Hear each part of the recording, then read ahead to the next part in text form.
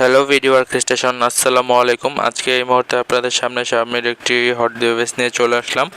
এই ডিভাইসটি হচ্ছে রেডমি নোট 12 প্রো ডিভাইস। এই ডিভাইসটি টোটালি ডেড কন্ডিশনে রয়েছে। এই দেখুন, ডিভাইসটি চার্জও নিচ্ছে না, ডিভাইসটি অনও হচ্ছে না। তো এই ডিভাইসটি আজকে আমরা রিপেয়ার করার চেষ্টা করব।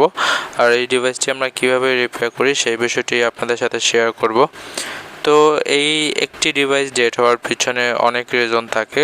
অনেক কম্পোনেন্ট, ক্যাপাসিটার, রেজিস্টার বা সিপিইউ, প্রসেসর, পাওয়ার সেকশন, যে কোনো সেকশন থেকে এই ডিভাইসটি ডেড হওয়ার সম্ভাবনা থাকে বা ডেড হয়ে থাকে। তো দেখা যায় অ্যাকচুয়ালি যদি আপনি ফল্ট ফাইন্ডিংয়ের ব্যাপারে না বোঝেন, সেক্ষেত্রে দেখা যায় অনেকে এই মাদারবোর্ডগুলো কেটে ফেলে এবং পুরো মাদারবোর্ডগুলোই আপনার বিভিন্ন জায়গায় কাজ করে। দেন দেখা যায় প্রবলেমটি সলভ হওয়ার মতো একটি প্রবলেম থাকলেও প্রবলেমটি আর সলভ হয় না। সেক্ষেত্রে আপনার এই ডিভাইসটি দেখা যায় যদি কখনো চালু হতো বা কমপ্লিটলি ওকে করা যায়, সেক্ষেত্রে ডিভাইসটি ওকেও হয় না পরবর্তীতে। তো যাই হোক, আমরা এই ডিভাইসটির যে প্রবলেমটি আছে, এই ডিভাইসটির প্রবলেমটি হচ্ছে ডিভাইসটি শর্ট সার্কিট হয়ে আছে। তো আমরা এই শর্ট সার্কিটটি আজকে রিপেয়ার করব। আর শর্ট সার্কিটটি কোথা থেকে হয়েছে বা কি শর্ট হয়েছে সেটি আপনাদের সাথে দেখানোর চেষ্টা করব। তো একটি মাদারবোর্ড ডেড হওয়ার পেছনে খুব ছোট একটি কম্পোনেন্টই দায়ী হয়ে থাকে বা দায়ী এতেই যথেষ্ট হয়ে থাকে একটি মাদারবোর্ডের ডেড হওয়ার জন্য। তো এই ডিভাইসটির মূলত এই সেকশনটাতে শর্ট। তো আমি এটা সুন্দরভাবে টিনটুকু কেটে নেব, আমি সম্পূর্ণ টিনটা উঠাবো না। দেখুন, আমার যতটুকু দরকার আমি সেতটুকুই আপনার এই টিনটা কেটেছি এবং আপনাদেরকে এখন দেখানোর চেষ্টা করব যে এই ডিভাইসের প্রবলেমটা কি। তো এই ডিভাইসের মূল প্রবলেমটাই হচ্ছে আপনার এই একটি ক্যাপাসিটার। এই ক্যাপাসিটারটি দেখুন, আমি যখন এটাতে ভোল্টেজ ইনজেক্ট করি ক্যাপাসিটারটা পুড়ে যায়। তো আমি আপনাদেরকে ভালোভাবে দেখানোর জন্য আবার চেষ্টা করছি।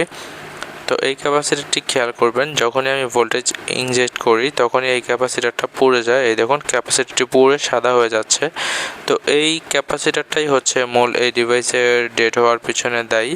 তো এই ডিভাইসের এই ক্যাপাসিটারটি রিমুভ করার পরে আশা করি প্রবলেমটি সলভ হয়ে যাবে। দেখুন, এই সম্পূর্ণ ডিভাইসটি ডেড হওয়ার পিছনে ছোট্ট এই ক্যাপাসিটারটুকুই দায়ী। এই ডিভাইসটাতে যদি এখন আপনার সিপিইউ রিভল বা প্রসেসর রিভল করা হতো বা চেঞ্জ করা হতো, পাওয়ার আইসি আদার্স কাজ করা হতো, কখনোই এই ডিভাইসটি রান হতো না। তো এই ডিভাইসটির এই প্রবলেমটাই ছিল ছোট্ট এই ক্যাপাসিটারটুকুই। আমরা এখন একটু চেক করি যে আমাদের ডিভাইসটি চালু হয় কিনা, কারণ শর্টটা যেহেতু চলে গিয়েছে। দেখুন, আমাদের ডিভাইসটি চালু হয়েছে এবং চার্জিংও আছে 97%। তো আমরা ডিভাইসটি এখন ফুল সেট আপ করবো। তো মাদারবোর্ডের এই ডেট ইস্যু বা আদার্স আইসি রিলেটেড যে কোনো ইস্যুই হচ্ছে খুব ক্রিটিক্যাল একটু ইস্যু। এই ইস্যুগুলো দেখা যায় আপনার প্রপারভাবে কাজ করলে আপনার মাদারবোর্ডটা হবার চান্স থাকে বা প্রবলেমটা ফিক্সড করার একটি চান্স থাকে। তো আপনাদের যাদের মাদারবোর্ড রিলেটেড প্রবলেম রয়েছে তারা চাইলে আমাদের শপে ভিজিট করতে পারেন। দেখা যায় আপনার অনেকের ফোনে, যেমন বিশেষ করে Xiaomiর পোকো সিরিজগুলোতে বেশি প্রবলেম দেখা দিচ্ছে। দেখা যায় পোকো X2তে টাচ কাজ করছে না, নোট 10 প্রো ম্যাক্সে দেখা যায় ফ্রন্ট ক্যামেরা বা system UI SIM card detect না করা, পোকো X3তে সাউন্ড চলে যাচ্ছে, ফ্রন্ট ক্যামেরা চলে যাচ্ছে, X3 প্রো হুট করে ডেট হয়ে যাচ্ছে। তো এই সকল সমস্যা আপনাদের যাদের ডিভাইসে রয়েছে বা আপনার যে কোনো সমস্যা নিয়ে আমাদের মাদারবোর্ড প্রবলেম, আমাদের শপে যোগাযোগ করতে পারেন। আমাদের শপটি হচ্ছে Dhaka Mirpur 10 Shah Ali plaza level 4, shop number হচ্ছে 36A এবং বিডি ওয়ার্ক স্টেশন হচ্ছে আমাদের শপ নাম। এছাড়াও বিস্তারিত আপনাদের কিছু জানা থাকলে আপনারা আমাদের পেজে নক করবেন, ইনশাআল্লাহ সকল ধরনের তথ্য পেয়ে যাবেন।